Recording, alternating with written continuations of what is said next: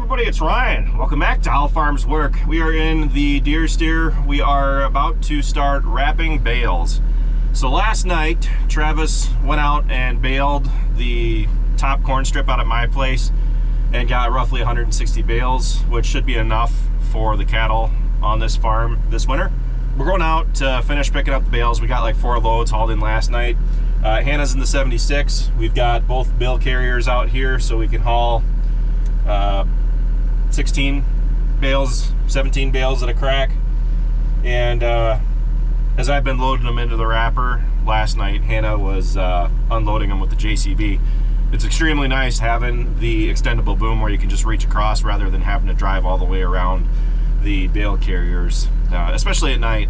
Last night I was getting really close to the drop off by the barnyard here, but she's been unloading them for me and putting them where I can pick them up faster and just load them right into the wrapper. So as of this point, we've got 2 rows already done, and we want to wrap 2 more. So I've got the wrapper in place.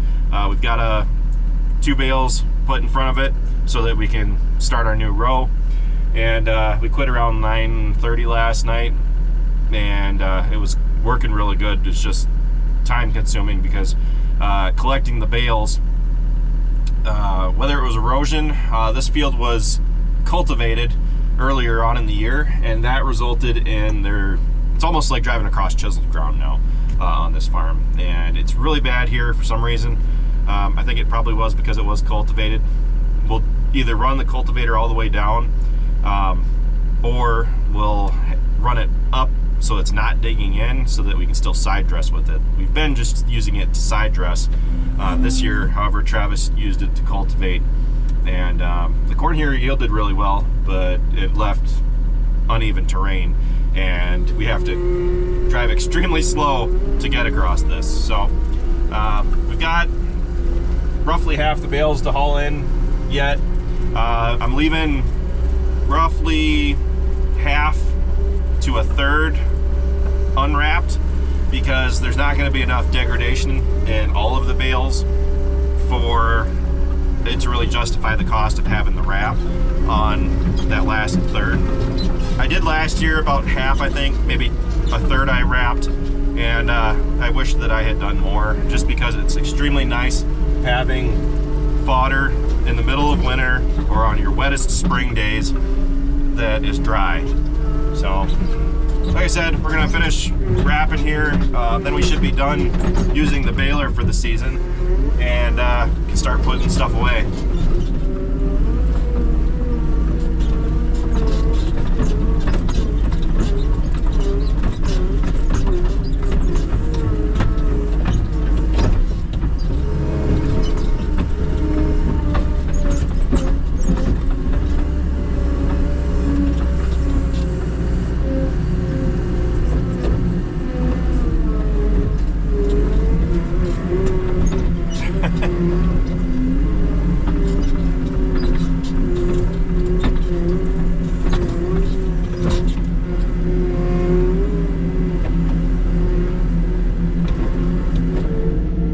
Messed up.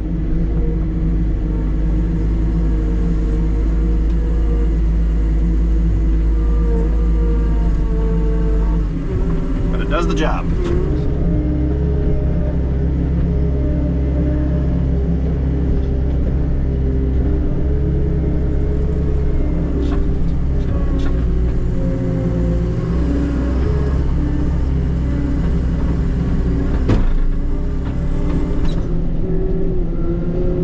Now that it's the end of the baling season, I'm going to be trying to fill in all the gaps in the rows.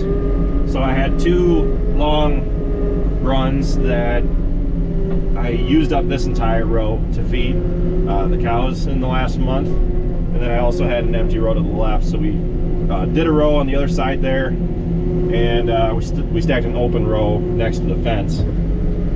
Hannah's going to be running the JCB. She's going to be unloading them for me. It's a lot easier when you have that boom that extends out so that you can unload from one side, especially when you're working with not that much space, so you don't have to keep driving around the bale carriers.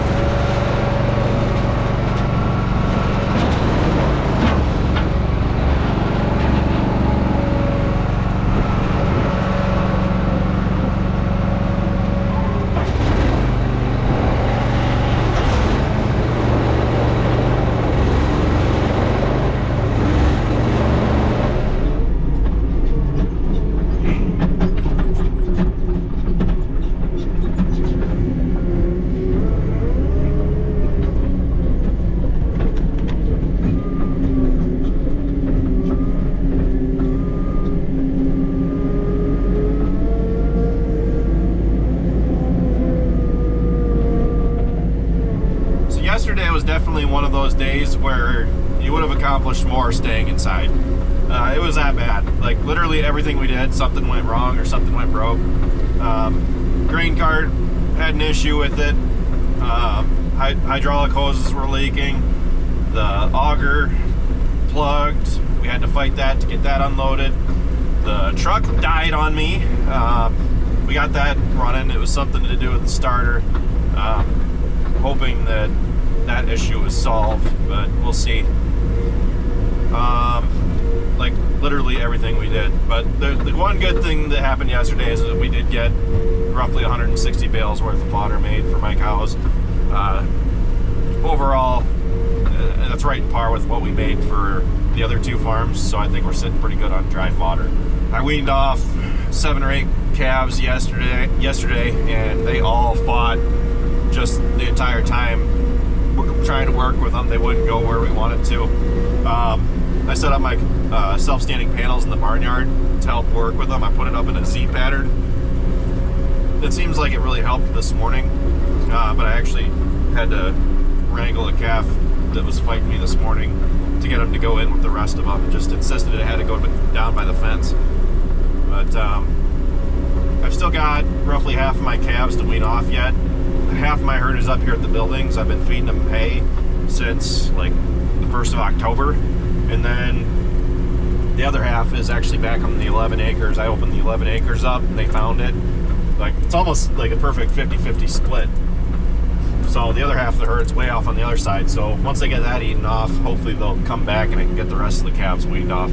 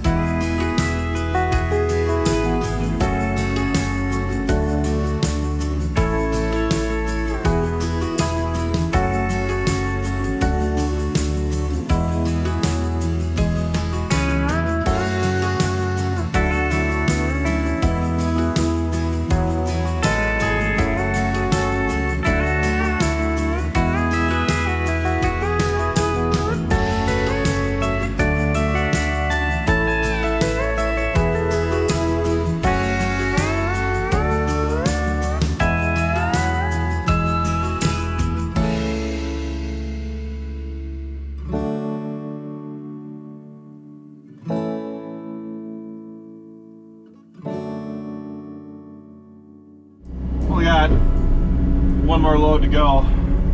Hannah has been unstacking for me. She's doing a really good job. Took her a while to get comfortable running the JCB. It's a little tricky what she's doing right now. I mean, I struggle with it too. But she managed to get it without tipping the wagon over.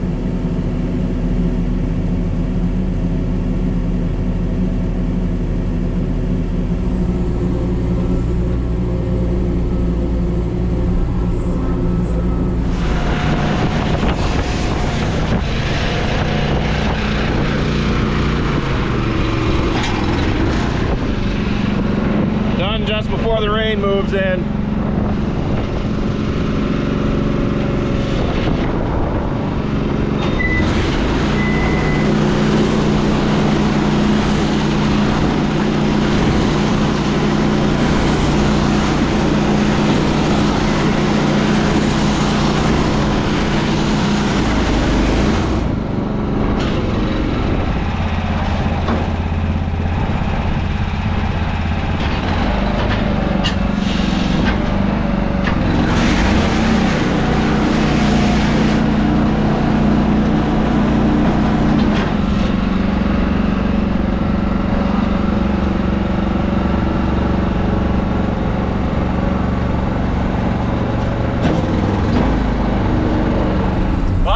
much it. According to the wrapper, we wrapped 97 bales.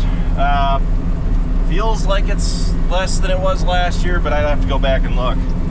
But so far, I think that'll, I mean, by looks, I think that'll be enough for me. But if I do end up needing more fodder than I've got baled here, we can pull some from Rockville, because that whole outer barn is still full of fodder from last year. Plus, I still have like probably 10 bales of last year's fodder at the end of that one row. But that's pretty much it for this video, guys. Thanks for watching. Be sure to check out all of our other videos.